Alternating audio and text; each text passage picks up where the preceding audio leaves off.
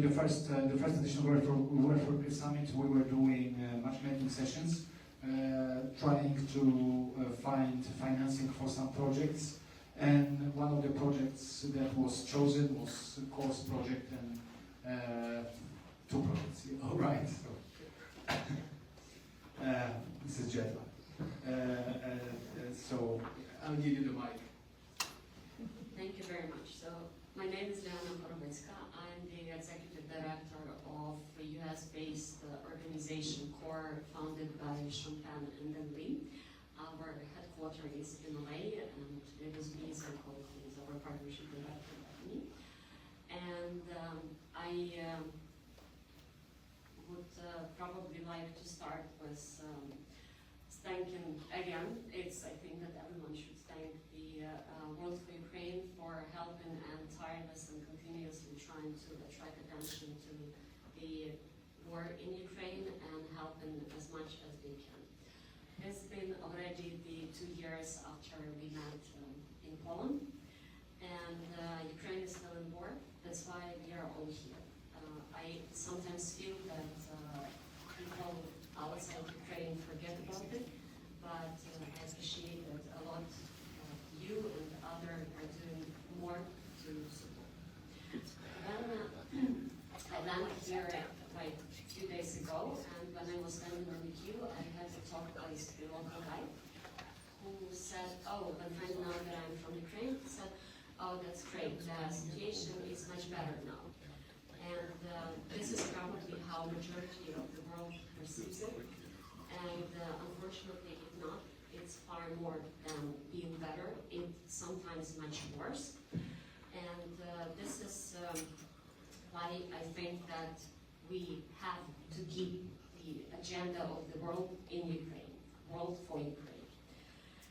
Going back to December 2022, we had a great chance to participate in the conference and present our project. But also it was 9 months, I think, when the full-scale war started, and CORE, as a lot of other organizations, anticipated the increased needs, not only in humanitarian needs, but not only in basic needs, but in complex decision, in complex problems. And these problems could be like the access to education, the access to different social services. And this is just because that war limited everything that was regular for our people for normal life. Children, that time, all schools were stopped from having the education, and no one being prepared for doing neither like online education after COVID was one thing, but online education during the war is completely another thing. And instead of playing with kids, with friends, seeing the teacher, just enjoying and exploring the world, children of Ukraine had to be hiding somewhere, not to be killed. Also, the system of services that been provided by states tremendously changed, and the needs changed.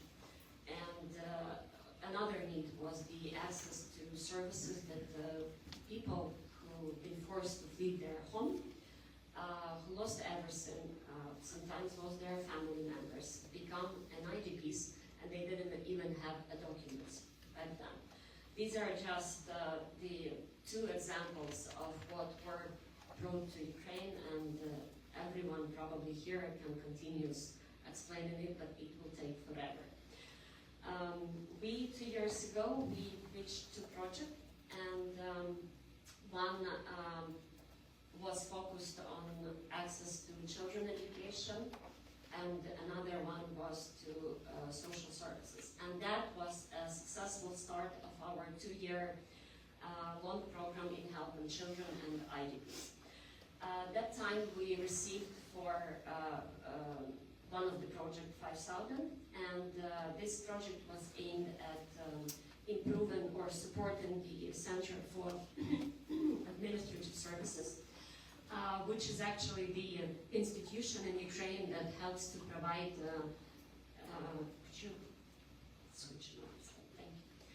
that helps to provide people with more than 450 services. We use this donation to help Dnipropetrovsk region. It's close to frontline regions territory, where a lot of people from Donetsk, from Lugansk, from Kherson region arrived, and they increased to government, to local administration, increased in like tremendous amount. I think, like every project that we are implementing in cooperation, in close cooperation with community. And in this example, what we did, we provided them equipment, and they opened the working place for people to work on this equipment and provide services. They trained them, they helped to receive new knowledge, but at the same time, several of these people were IDPs, so these people were able to receive jobs.